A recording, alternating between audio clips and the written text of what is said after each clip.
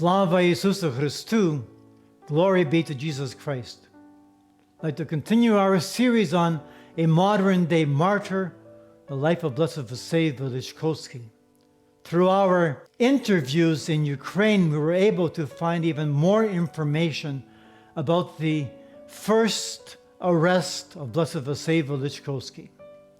There was some confusion in the early days because some of the books say that he was arrested on July 26, 1945, in the city of Ternopil.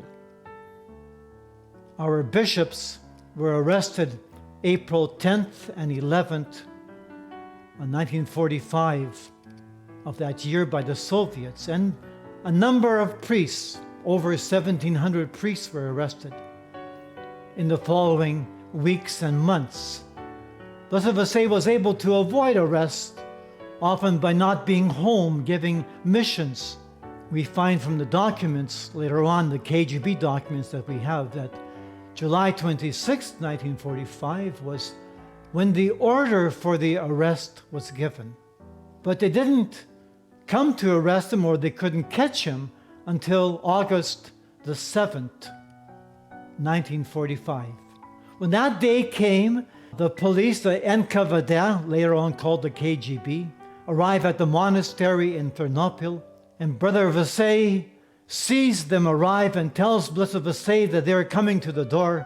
Blessed Vasyl escapes into the garden behind the monastery to hide there, or perhaps to escape to the neighbors or somewhere else.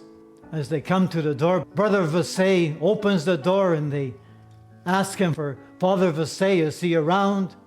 Brother Vasyl stalls a bit. Meanwhile, Father Vasyl, who's in the garden, reaches into his pocket and finds the rosary and begins to pray the Hail Mary. And it became clear to him, what is he doing? Why is he running away from the cross? And so he decides to go back into the house. And he comes back and he says, I am Father Vasyl. And so they began a preliminary house search. There were some bags with a lot of important information in those bags, and Brother Vasyl was able to take those bags without them being searched. But they took some other bags, and he took Father Vasyl to the police headquarters in Ternopil. And they give him an offer. They say, they give him a paper which says that he denounces the Catholic faith and the Catholic Church and joins the Russian Orthodox Church. Blessed Vasyl knew very well that the Russian Orthodox Church was simply a puppet of the Soviet government. That often even the priests were KGB agents, that the priests themselves were spies. They were required to divulge confessions to the authorities and so on. He very quickly said, no, never, and pushed the paper aside. And the KGB, the NKVD, threatened him and says, careful what you're doing.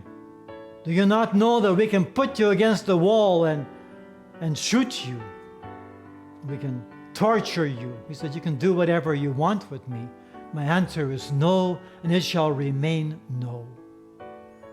So they kept him overnight in Ternopil, but there was no appropriate prison in Ternopil. So they took him the next day, about an hour south of Ternopil, to the city of Chertkiv. And there he was imprisoned for approximately 2 months. After doing some research, we found that the prison in Chertkiv, Blessed Vasyl says it was the KGB station in his autobiography. But our workers in Ukraine are from Chertkiv, and they took us there, and we come to the bishop's residence right now, and he tells us that this used to be a Carmelite monastery. It's a huge building, a U-shaped building. He says, oh, this was the KGB headquarters for Chertkiv.